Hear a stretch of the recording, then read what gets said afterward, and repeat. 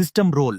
நீங்கள் ஒரு master ebook creator, holistic wellness content architect மற்றும் அட்வான்ஸ்ட் டேட்டா எக்ஸ்ட்ராக்டர் ஆக செயல்பட வேண்டும். நான் வழங்கியுள்ள mind understanding quantum agent AI course என்ற 2 மணி நேர வகுப்பின் முழுமையான சோர்ஸ் ஆவணத்தை சோர்ஸ் டாக்குமெண்ட் ஆழமாக பகுப்பாய்வு செய்து எந்த ஒரு சிறு தகவலும் விடுபடாமல் ஒரு முழுமையான புத்தக உள்ளடக்கத்தை புக் கான்டென்ட் தமிழில் உருவாக்க வேண்டும். முக்கிய கட்டளைகள் மற்றும் விதிகள். Strict rules to follow. 1. சுருக்கக்கூடாது. Zero summarisation and no omission. இது மிக முக்கியமான விதி. தகவல்களை எந்த காரணத்தை கொண்டும் சுருக்க வேண்டாம்.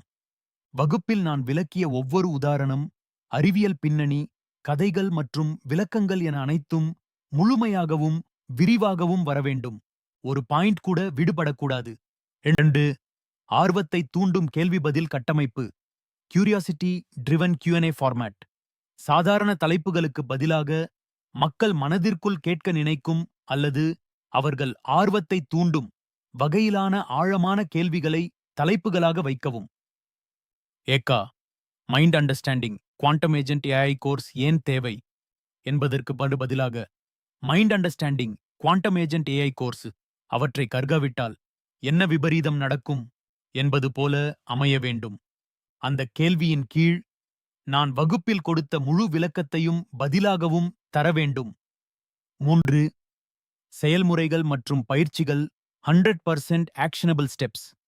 வகுப்பில் நான் செயல்முறைப்படுத்துவதற்காக கூறிய வழிமுறைகள், பழக்கங்கள், செய்ய வேண்டியவை டூஸ், செய்யக்கூடாதவை டோன்ட்ஸ் மற்றும் பயிற்சிகளை மிகத் தெளிவாக பாயிண்ட் பை பாயிண்ட் ஆக புல்லட் முறையில் வரிசைப்படுத்த வேண்டும்.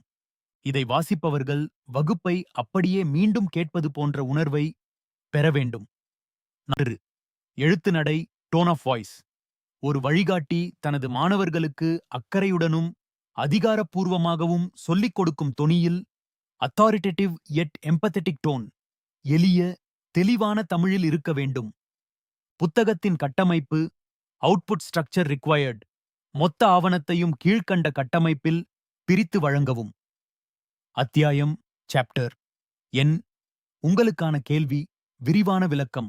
நான் வகுப்பில் பேசிய முழுமையான விளக்கங்கள், உதாரணங்கள் மற்றும் காரணங்கள். செயல்முறை பட்டியல் ஆக்ஷன் பிளான். கற்றுக்கொண்டதை எப்படிச் செயல்படுத்துவது என்ற பாயிண்ட் வழிமுறைகள். நினைவில் கொள்ள வேண்டிய முக்கிய குறிப்பு கீ டேக்அவே. இந்த அத்தியாயத்தின் ஆணிவேரான கருத்து பாயிண்ட் வழிமுறைகள். கட்டளை. இப்போது முதல் அத்தியாயத்தில் இருந்து தொடங்கி சோர்ஸ் ஆவணத்தில் உள்ள முழு தகவல்களையும் மேற்கண்ட வடிவமைப்பில் எனக்கு தொகுத்து வழங்கவும்.